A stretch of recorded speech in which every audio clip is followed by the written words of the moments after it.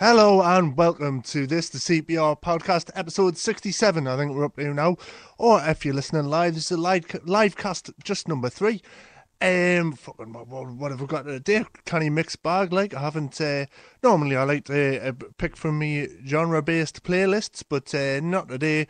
I've just picked some tracks out of the hat, since most of them don't really fit anywhere. I thought I'd get you started off with a bit of Pogues. I know I generally play independent music, but it's Tuesday morning, and this is a fucking beautiful song, I think we can all use a bit of beautiful music in our lives, can't we? I think so. This is the Pogues with Tuesday Morning.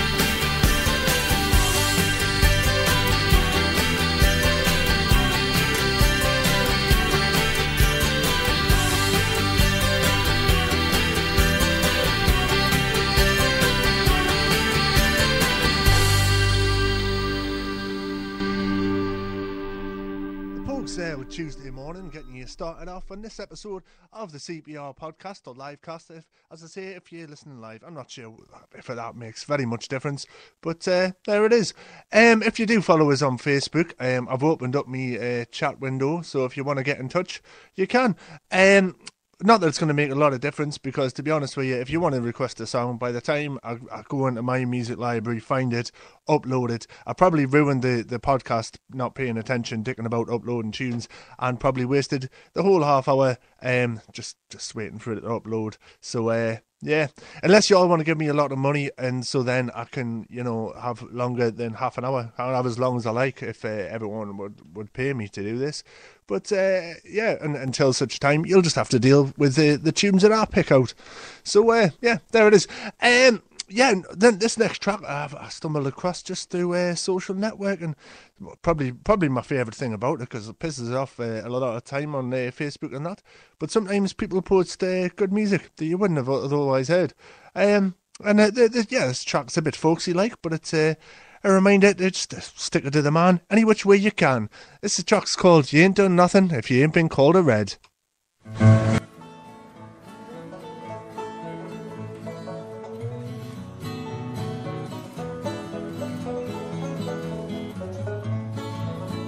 When I was just a little thing, I used to love parades with banners, bands, red balloons, and maybe lemonade.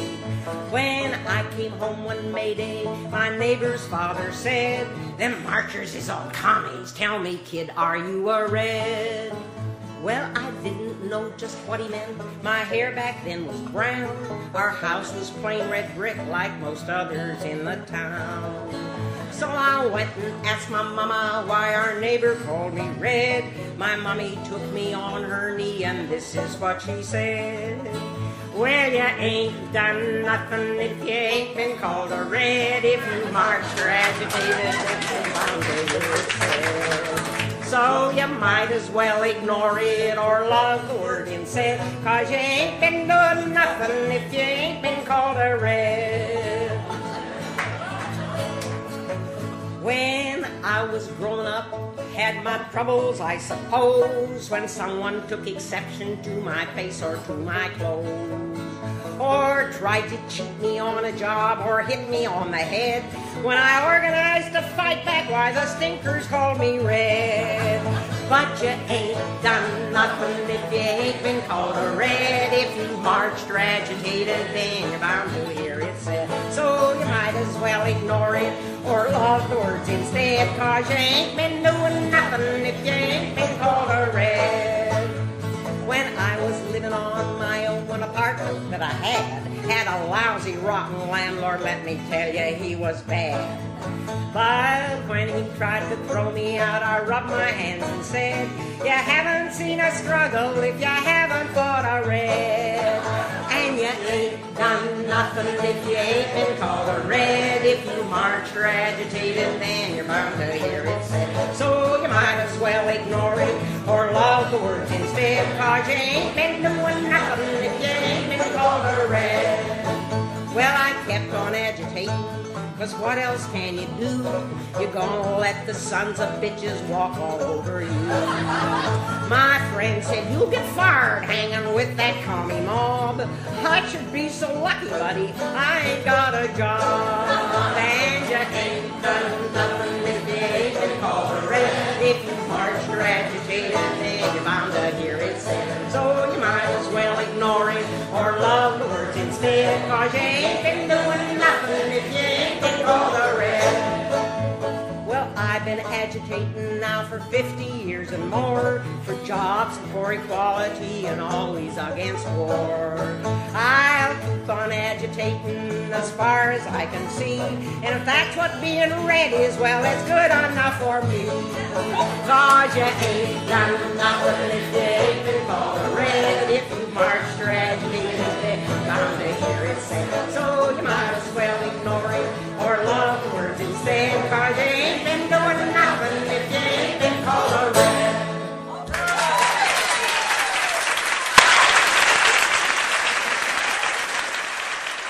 Faith Patrick there with "Ain't Been Doing Nothing If You Ain't Been Called a Red." Sound advice, I'd say. Keeping with that sort of theme, one of the forms of activism that I've been particularly interested in recent times is something called guerrilla gardening. Now, the main website makes it out to be this sort of like dangerous black bloc fucking militarized fucking thing. Really, it's just fucking reclaiming bits of wasteland and just planting plants on them if you want to. Something I'm very keen to do. and hopefully some of you out there listening to me now will be interested to find out more and maybe even get involved. What I recommend you to do is you can get a hold of some sunflower seeds. Probably just pick them out of bird food, to be honest with you, because it's fuck side cheaper than buying seeds. I spent like, I don't know, maybe £1.50 on a packet of sunflower seeds, and less than half of the fuckers are germinated, raging. But yeah, they'll be getting planted out in May. Got to try and avoid the frosts. Otherwise, they'll die, and the whole thing will be pointless. But I have got them germinated, and the little seedlings in pots ready to go out. As hopefully, apparently the weather runs to a calendar according to the back of the seed packet. I'm not convinced it does at all. But also I want to get them planted out. I'm sick of them sitting on my windowsill, taking up space and growing really tall. Anyways, I'm rambling. Guerrilla gardening, it's a good thing. Even Sesame Street will tell you so, as this song proves.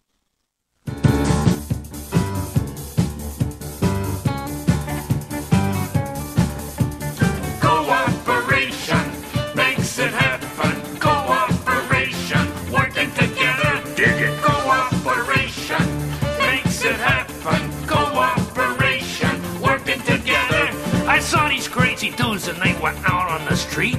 They were clearing out the empty lot and making it neat. I said, man, is this cool? What you trying to do? They said, making a garden for me and for you. They said, hey man, join us. Come on, let's go. Together we can make a pretty garden grow. I'll dig a hole And I'll plant a seed. and we can add the water that'll grow when things need. Cooperation makes it happen. Cooperation, working together. Dig it. Cooperation makes it happen. Cooperation, working together. Now we friends were on the corner hanging out. I said, hey, you can hang around these garbage cans some other day. They said, man, is this cool? What you trying to do? I said, make a street garden for me and for you. I said, hey, cats, join us. Come on, let's go. We'll all cooperate and make a garden grow. You dig a hole and I'll plant a seed, and we will add the water that'll grow when things need. Cooperation makes it happen. Cooperation, working together. Cooperation makes it happen. Cooperation, working together. Now we watch our garden grow and we come back every day, and the people in our neighborhood come round and say, Hey man, this is cool. Tell us what we can do to keep this pretty garden here for me and for you. We all say, hey, join us, come on, dig the seed. We'll all cooperate and keep our garden green. You trim the leaves and you pull the weeds. and I will add the water that'll grow when things need. Cooperation makes it happen. Cooperation, working together. Dig it. Cooperation makes it happen. Cooperation, working together. Dig it. Cooperation makes it happen. Cooperation, working together. Dig it. Cooperation makes it happen. Cooperation, working together.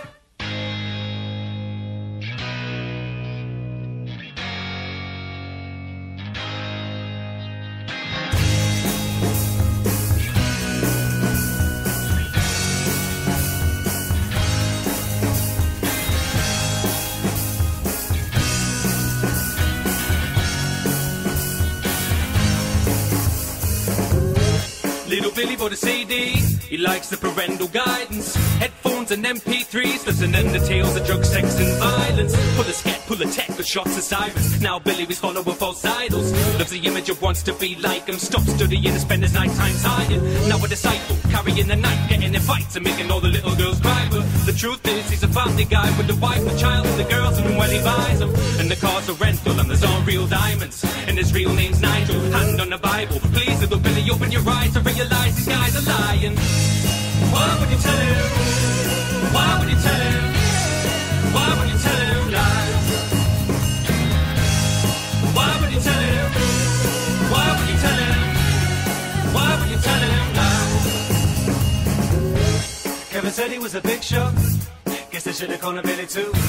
If he's winning with the women that he hit him, then he's thinking it don't matter if it's really true. And if he's never getting busted, well then everything is gravy. And the ladies that he's lusting and trusting, and they ain't finding out about his missus and his baby. But he works in the warehouse, which I really don't shame him. But he lives above his means when he's living on his dreams, and he's sleeping on the dreams that were fading. And he's missing on his mortgage,